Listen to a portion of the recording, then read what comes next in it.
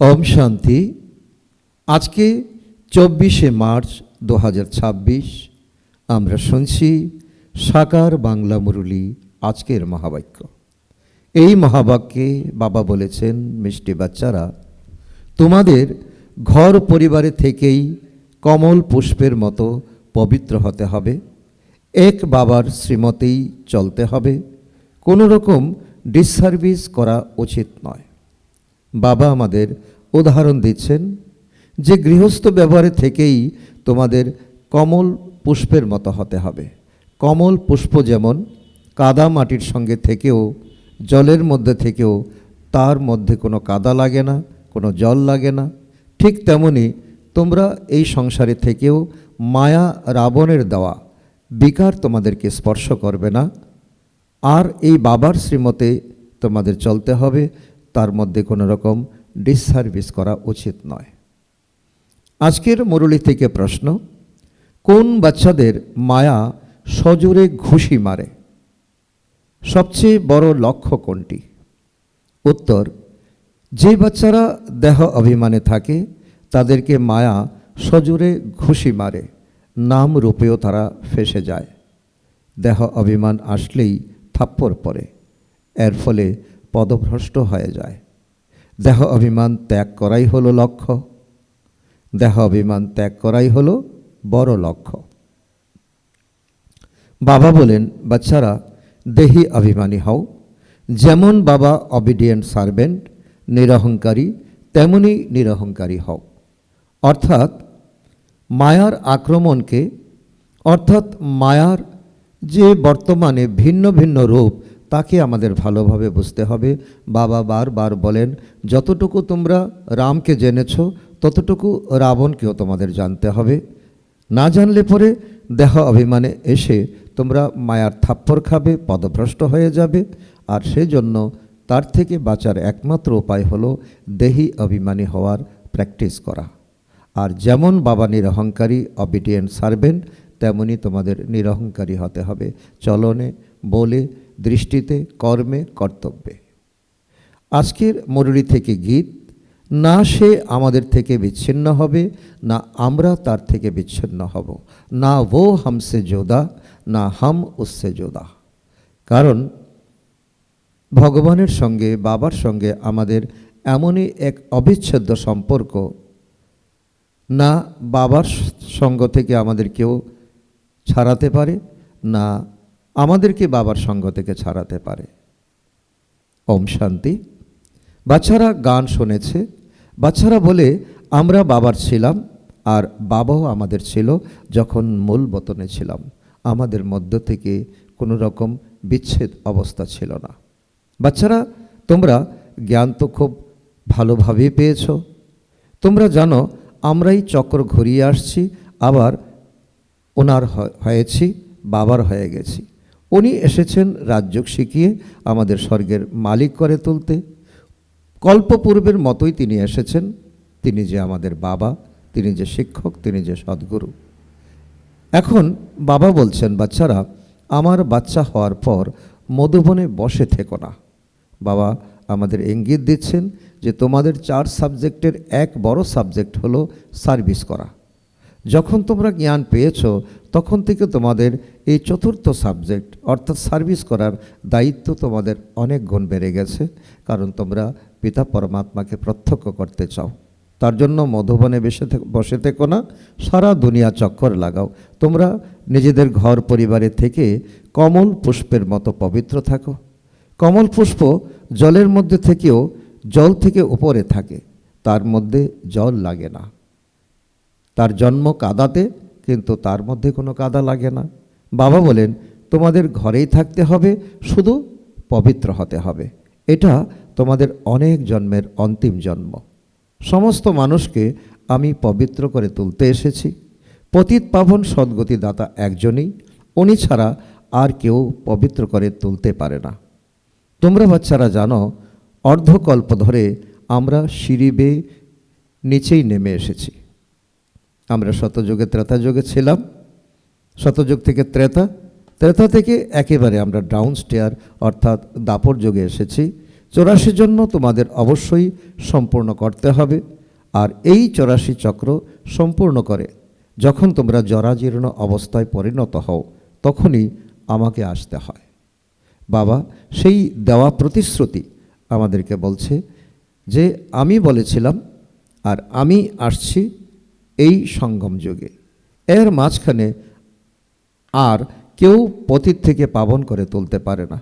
কারণ অনেকে চেষ্টা করেছে, অনেকে সংসারে এসেছে, অনেক প্রকারের আত্মা এসেছে, কিন্তু তারা এই পুরাতন ঘরটাকে একটু তারা মেনটেনেন্স করেছে, কিন্তু এই পুরাতন থেকে নতুন বানানোর মতো তাদের মধ্যে না ক্ষমতা আছে, না তাদের কোনো পার্ট আছে। আর তার জন্যই পিতা পরমাত্মাকে অন্তিম সময় এ দায়িত্ব উঠাতে হয়। তার জন্য তিনি বলেন, আমি তোমাদের সেবায় উপস্থিত, আমি তোমাদের অবিডিয়েন্ট সার্ভেন্ট। কেউ না কেউ বাবাকে জানে না, কেউই না বাবাকে জানে না রচনাকে জানে। বাবা এই কথাও বলছে যে ড্রামা অনুসারে সবাইকে কলিযুগে পতিত তমপ্রদান হতেই হবে। বাবাই এসে সবাইকে পবিত্র করে শান্তিধামে নিয়ে যান। তোমরা বাবার কাছ থেকে সুখধামের উত্তরাধিকার প্রাপ্ত করে থাকো। শতযুগে কোনো দুঃখ নেই। তোমরা এখন বেঁচে থাকতেই বাবার হয়েছ, কারণ এখন তোমাদের মর্জি বা জনম। তোমরা এই পুরানো শরীরে আছো, কিন্তু তোমরা পুরানো সংস্কার থেকে তোমরা মরে গেছো।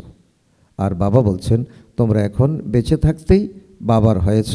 বাবা বলেন তোমাদের ঘর পরিবারে থাকতে হবে। বাবা কখনো কাউকে বলেন না, কি বলেন না যে ঘর পরিবার ত্যাগ করো, তা নয়, তা নয়। সন্ন্যাসীরা বলে যে ঘর ছেড়ে তুমি জঙ্গলে যাও। স্ত্রী পুরুষ একত্র থেকে পবিত্র কি করে থাকা যায়? সম্ভব নয়। বাবা বলেন তা নয়, তোমরা ঈশ্বরীয় সেবার্থে নিজেরাই ছেড়ে এসেছ। বাবা যজ্ঞের শুরুতে তো দাদিদের কথা বলছেন, তারা ঈশ্বরীয় সেবাতে ঈশ্বরের নির্দেশে ড্রামা অনুসারে তারা নিজেরাই ঘর সংসার ছেড়ে এসেছে। কিছু বাচ্চা আছে যারা ঘর পরিবারের থেকেও ঈশ্বরীয় সার্ভিস করে থাকে, কাউকে ছাড়ানো হয় না। বাবা কোনো রকম কম্পালসারি বাবা বলেন না যে তোমাকে ঘর পরিবার ছাড়তেই হবে। বাবা কাউকে ছাড়ান না। তোমরা তো নিজেরাই সার্ভিস করতে বেরিয়ে পড়েছ, বাবা কাউকে ছাড়ান না। তোমাদের লৌকিক পিতা বিবাহ করার কথা বলে, তোমরা করো না। কেননা তোমরা জানো যে এই মৃত্যুলোক এখন অন্তিম সময়, কারণ মৃত্যুলোকের এখন অক্সিজেন চলছে। কারণ এখন এই দুনিয়াটা এই শেষ হবে কি হবে, এই সময় তোমরা এখন নতুন কোনো স্বপ্ন দেখতে প্রস্তুত নও, বরং আমাদের 21 জন্মের আমাদের ভাগ্য বাড়ানোর চিন্তা আমাদের করতে হবে। তোমরাই বলছো, কারণ তোমরা এখন ঈশ্বরীয় পরামর্শকে তোমরা বুঝে গেছো, জেনে গেছো। বিয়ে করলে সব নষ্ট হয়ে যাবে, পবিত্র কিভাবে হব? বরং আমরা ভারতকে স্বর্গ বানাবার কাজেই লেগে যাই।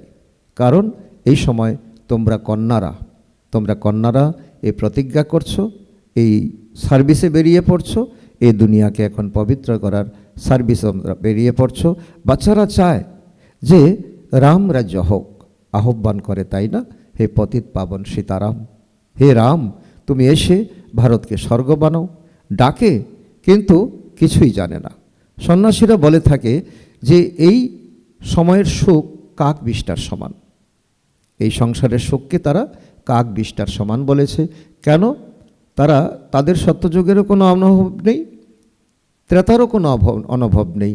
তারা দ্রাপরের পরে এসে তারা এই কলিযুগে তাদের এই ধর্ম প্রচার হয়েছে, তারা সন্ন্যাস ধর্ম প্রচার করেছে। তো এখানে কোনো শোক নেই তারা বলে, কিন্তু কারো বুদ্ধিতেই কোনো ধারণা নেই। বাবা কি দুঃখ দেওয়ার জন্য এই সৃষ্টি রচনা করেন? বাবা বলেন তোমরা কি ভুলে গেছো? স্বর্গে দুঃখের কোনো চিহ্ন থাকে না। সেই দুনিয়াতে তোমরা ছিলে, সেখানে কংস ইত্যাদি কোথা থেকে আসবে? এখন তোমরা বলছো যে কংস জরাসন্ধ স্বর্গে ছিলেন, তা হতে পারে না। অসীম জগতের পিতা যা বলেন সেই মতে চলতে হবে, কারণ তিনি তোমাদের পিতা, তিনি তোমাদের শিক্ষক। নিজের মতে চললে ধ্বংস ডেকে আনবে।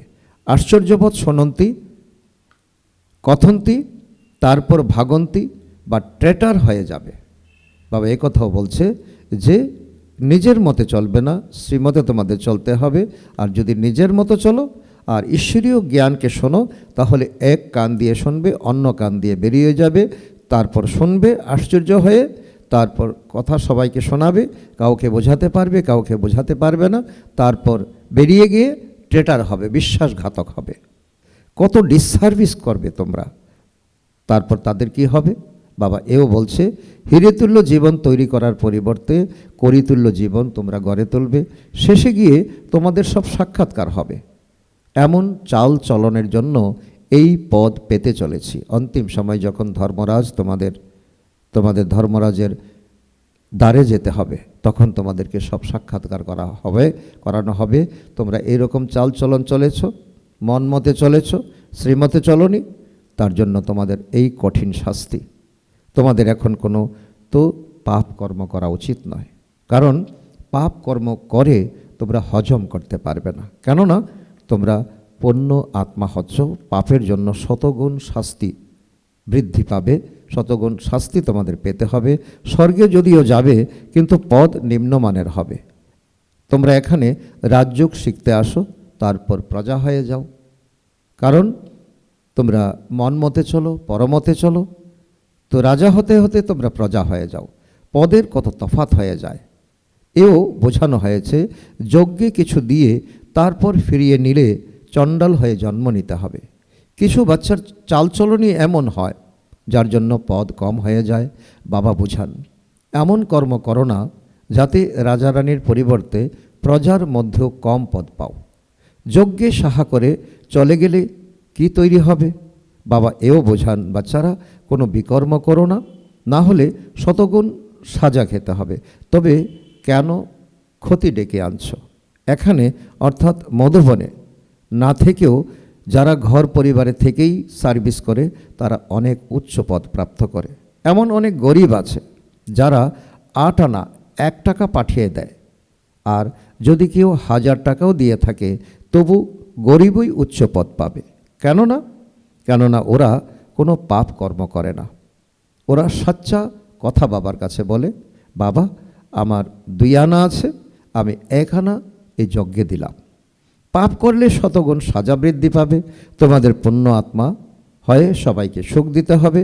দক্ষ দিলে ট্রিব্যুনাল অর্থাৎ বিচার সভা বসবে, সাক্ষাৎকার হবে যে তুমি এই করেছো, এখন সাজা খাও। সেই সাথে পদভ্রষ্ট হয়ে যাবে। সব কিছু শুনে কিছু বাচ্চা উল্টো আচরণ করে থাকে। কি করে থাকে? বলে বাবাকে বলে, বাবা বলেন সবসময় ক্ষীরখণ্ড হয়ে থাকো, যদি কোনো নোনা জলের মতো থাকো তবে প্রচুর ডিসসার্ভিস করবে। কারো নাম রূপে মোহিত হয়ে পড়া এটাও গুরুতর পাপ। মায়া ঠিক ইঁদুরের মতো সে ফু দিয়ে তারপর কামড়ায় এবং রক্তপাত হয়। তোমরা বুঝতেও পারো না। মায়া তোমাদের রক্তাক্ত করে তোলে, এমনই কর্ম করিয়ে দেয় যে বোঝাই যায় না। 5 বিকার মাথা মরিয়ে দেয়। বাবা তো সাবধান করবেন, তাই না? কারণ আমরা সকলে বাবার বাচ্চা। বাবা চাইছে অন্তিম সময় পর্যন্ত বাচ্চাদেরকে শ্রীমতে চালাতে। তো এমন যেন না হয় বিচার সবার সামনে বললে আমাদের তো সাবধান করা হয়নি। সেই জন্য বাবা তোমাদের রোজ দিন সাবধানী দিচ্ছেন, রোজ দিন তোমাদেরকে পরামর্শ দিচ্ছেন। তোমরা জানো ঈশ্বর তোমাদেরকে পড়াচ্ছেন। তিনি স্বয়ং কতটা নিরহংকারী। তিনি এটাও বলেন, আমি অবিডিয়েন্ট সার্ভেন্ট। দেখো, ওনার মধ্যে না আছে কোনো গরিমা, না আছে কোনো অহংকার। কিছু কিছু বাচ্চাদের মধ্যে কত অহংকার থাকে। বাবার হয়েও তো এমনই সব কর্ম করে যে জিজ্ঞাসা না করাই ভালো। এর চেয়ে যারা গৃহস্থ পরিবারে থাকে তারা অনেক উঁচুতে যেতে পারে। দেহ অভিমান এলেই মায়া সজোরে ঘুষি মারে। দেহ অভিমান ত্যাগ করাই হলো সবচেয়ে বড় লক্ষ্য। দেহ অভিমানে এলেই থাপ্পড়ে সে পড়বে। সুতরাং কেন দেহ অভিমানে আসা যেখানে পদ ভ্রষ্ট হয়ে যায়? এমনটা যেন না হয় যে ওখানে গিয়ে ঝাড়ু দিতে হবে। স্বর্গে তো যাবে, তো গিয়ে কি করবে? কোথায় মহারাজা, কোথায় প্রজা, কোথায় সাহুকার প্রজা, আর কোথায় গিয়ে তুমি ঝাড়ু লাগাবে? কেউ যদি বাবাকে এখন জিজ্ঞাসা করে তো বাবা বলতে পারবে কে কোন পদ পাবে। তো নিজেও বুঝতে পারা যায়, কারণ আমরা সকলে পুরুষার্থ করছি। আমি নিজেই জানি আমি কি হতে চলেছি। বাবা বলে নিজেও বুঝতে পারা যায় যে আমি কতখানি সেবা করি, আমি কতজনকে সুখ দিয়েছি। বাবা মাম্মা সবাইকে কত সুখ প্রদান করেন, কত খুশি হয়। বাবা ব্রহ্মা বাবা বোম্বেতে জ্ঞানের নৃত্য পরিবেশন করতেন, সেই স্থূল নৃত্য নয়, জ্ঞান ডান্স। সেখানে অনেক চাতক বাচ্চারা ছিল, তাই না? বাবা বলেন অনেক চাতকের অর্থাৎ আগ্রহী বাচ্চাদের সামনে জ্ঞানের নৃত্য করতাম, আর তাতে খুব ভালো ভালো পয়েন্ট বেরিয়ে আসতো। কারণ বাবার আগ্রহী বাচ্চারা সামনে যখন বাবা জ্ঞানের পয়েন্ট আলোচনা করতেন, তারও অনেক উৎসাহ হতো, তারা আগ্রহী হতো। তখন লেনদেন বিনিময় এমনটা হতো যেন যে অনেক অনেক গুরুতর পয়েন্ট বেরিয়ে আসছে। চাতকরাই নিজেদের আগ্রহে সেসব টেনে আনতো। তোমাদেরও এমন হতে হবে, তবেই তো ফলো করবে। সেই জন্য বাবা বলছে যে ব্রহ্মা বাবার তো কর্মজীবনকে ফলো করো। শিব বাবাকে স্মরণ করো। শ্রীমতে চলতে হবে। যদি নিজের মতে চলে, পিতাকে অপমান করে, তবে প্রচুর ক্ষতি হয়ে যাবে। বাবা তোমাদের বিচক্ষণ করে তুলছেন। ভারত স্বর্গ ছিল, এটা তো কেউই বোঝে না। ভারতের মতো পবিত্র কোনো দেশ নেই। ওরা বলে থাকে কিন্তু জানে না যে আমরা ভারতবাসীরাই কি ছিলাম, স্বর্গে ছিলাম, যেখানে অগাধ শোক ছিল। গুরু নানক ভগবানের মহিমা করতে গিয়ে বলেছেন, তিনি এসে মধ্যে জমে থাকা পুঁতি গন্ধময় কাপড় অর্থাৎ আত্মাকে ধুয়ে দেন, পরিষ্কার করে দেন। অর্থাৎ আত্মার মধ্যে যে ময়লা খাদ পড়ে আছে তাকে তিনি ধুয়ে দেন, পরিষ্কার করে দেন, যার মহিমায় বলা হয়েছে এক ওঙ্কার শতনাম। শিবলিঙ্গের পরিবর্তে অকাল তক্ত নামকরণ হয়েছে। বাবা তোমাদের সম্পূর্ণ সৃষ্টির রহস্য বুঝিয়ে বলেন, বাচ্চারা একটাও পাপ কর্ম করো না, নয়তো শতগুণ সাজা খেতে হবে। আমরা এখন আমাদেরকে বাবা অনেক সজাগ হতে বলছে। আমার নিন্দা করলে পদভ্রষ্ট হবে, অনেক সাবধানতা অবলম্বন করতে হবে। নিজের জীবনকে হিরেতুল্য করে তোলো, না হলে অনেক অনুশোচনা হবে। যা কিছু ভুল করেছো তার জন্য তো অন্তর্মন দগ্ধ হবে, অনুশোচিত হবে। তবে কি কল্পে কল্পে এমন কর্মই করবে যার জন্য পদ নিচে নেমে যাবে? বাবা বলেন মাতা পিতাকে অনুসরণ করতে হলে সততার সাথে সার্ভিস করো, সত্যতার সাথে সার্ভিস করো, নয়তো মায়া কোনো না কোনো অজুহাতে ঢুকে পড়বে। আর মায়া যখন ঢুকবে তখন ইঁদুরের মতো তোমাকে কখন রক্তাক্ত করে দেবে তুমি টেরও পাবে না। সেন্টারের হেডকে সম্পূর্ণ নিরহংকারী হতে হবে। বাবাকে দেখো কেমন নিরহংকারী। কিছু কিছু বাচ্চা অন্যদের কাছ থেকে সার্ভিস নেয়। বাবা নিরহংকারী, কারো প্রতি কোনো রাগ প্রকাশ করেন না। বাচ্চারা যদি অবুঝ হয় বাবা তাদের বুঝিয়ে থাকেন, তোমরা কি করছো অসীম জগতের পিতা জানেন। বাবা বাচ্চাদেরকে বলছেন, বাবা বাচ্চাদেরকে বুঝিয়ে বলছেন, তোমরা যা কিছু করছো অসীম জগতের পিতা কিন্তু সব কিছু দেখছেন, সব কিছু জানেন। সব বাচ্চারাই এক সমান বাধ্য হয় না, অবাধ্য হয়। বাবা বোঝান অসংখ্য বাচ্চা বৃদ্ধি পেতে পেতে হাজার হয়ে যাবে। সুতরাং বাবা বাচ্চাদের সাবধান করে থাকেন, কোনো ভুল কর্ম করো না। এখানে যখন পতিত থেকে পবিত্র হতে এসেছ, কোনো পতিত কর্ম করো না। না নাম রূপে ফেসে যাওয়া উচিত, না দেহ অভিমানে আসা উচিত। দেহি অভিমানী হয়ে বাবাকে স্মরণ করতে থাকো, শ্রীমতে চলতে থাকো। মায়া ভীষণ প্রবল। বাবা সব কিছুই বুঝিয়ে বলেন, বাবা সব কিছু বুঝিয়ে বলেন যে না তোমাদের এখন দেহ অহংকারে থাকা উচিত, না কোনো পাপ কর্ম করা উচিত। আচ্ছা, মিষ্টি মিষ্টি হারানিধি বাচ্চাদের প্রতি মাতা পিতা বাপ দাদার স্মরণের স্নেহ সুমন, সুপ্রভাত। আত্মাদের পিতা তার আত্মারূপী বাচ্চাদের জানাচ্ছেন নমস্কার। আমরা আত্মারূপী সন্তানরা আমাদের মাতা পিতা বাপদাদাকে জানাই স্মরণের স্নেহ সুমন, সুপ্রভাত ও নমস্কার। ধন্যবাদ বাবা, ধন্যবাদ।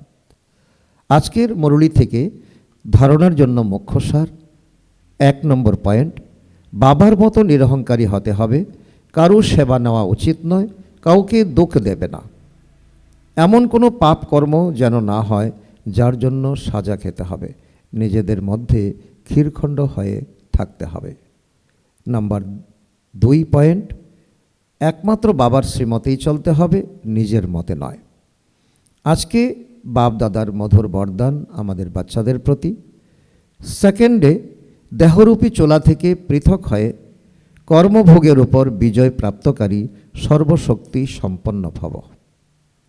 যখন ভোগের জোর বাড়ে, কর্ম ইন্দ্রিয়গুলি কর্মভোগের বশে নিজের দিকে আকর্ষণ করতে থাকে, অর্থাৎ যে সময় তীব্র যন্ত্রণা হয় সে সময় কর্মভোগকে কর্মযোগে পরিবর্তনকারী সাক্ষী হয়ে কর্ম ইন্দ্রিয়গুলির দ্বারা ভোগাতে থাকা আত্মাদেরকে সর্বশক্তি সম্পন্ন অষ্টরত্ন বিজয়ী বলা হয়ে থাকে।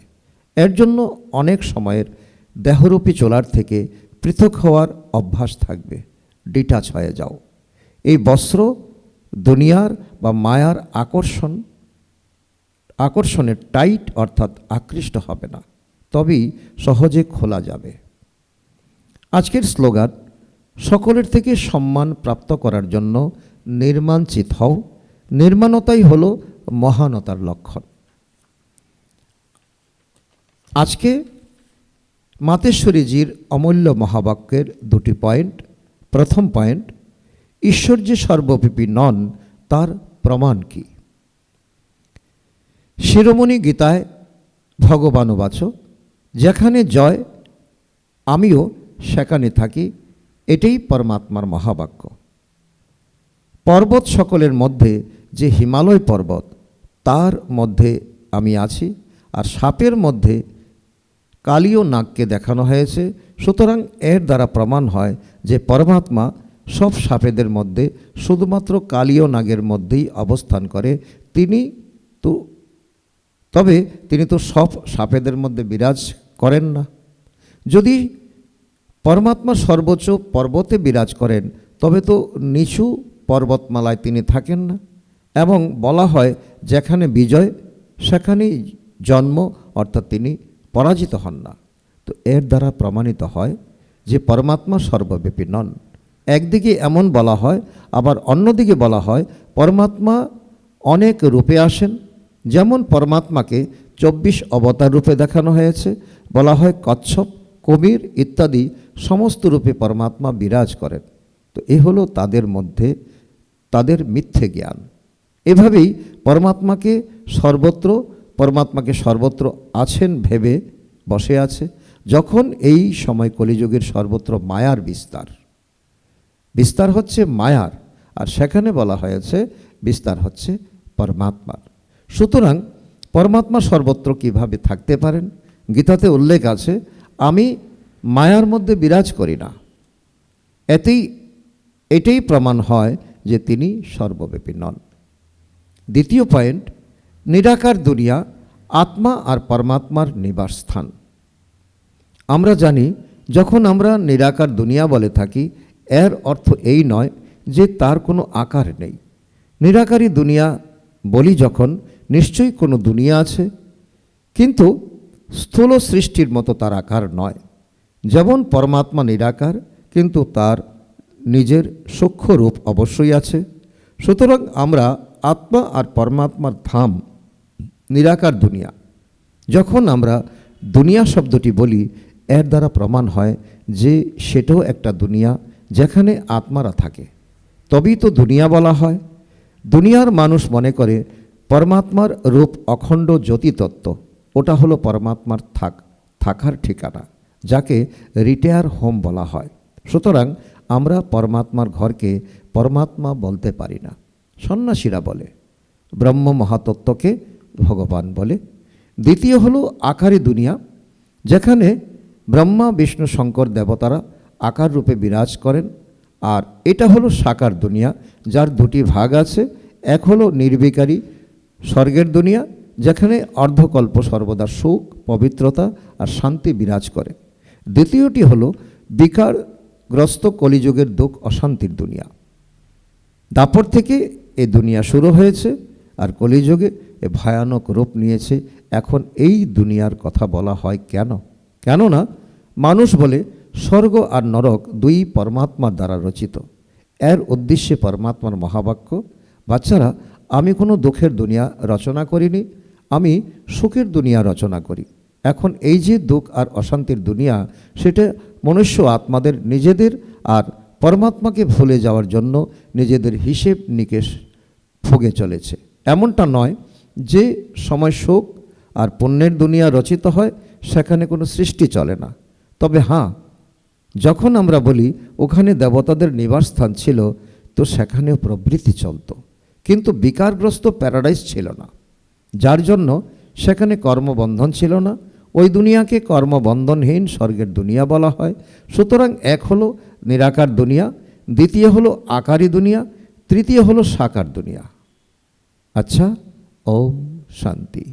আজকের অব্যক্ত ইশারা, নিশ্চয়ের ফাউন্ডেশনকে মজবুত করে সদা নির্ভয় আর নিশ্চিন্ত থাকো।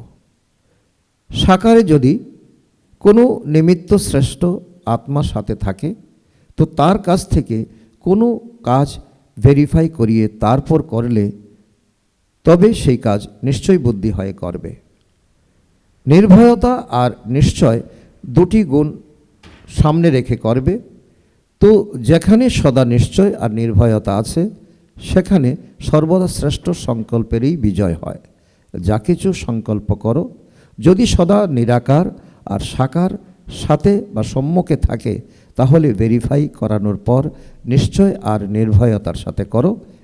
এর ফলে সময়ও ব্যর্থ যাবে না। আচ্ছা, ওম শান্তি।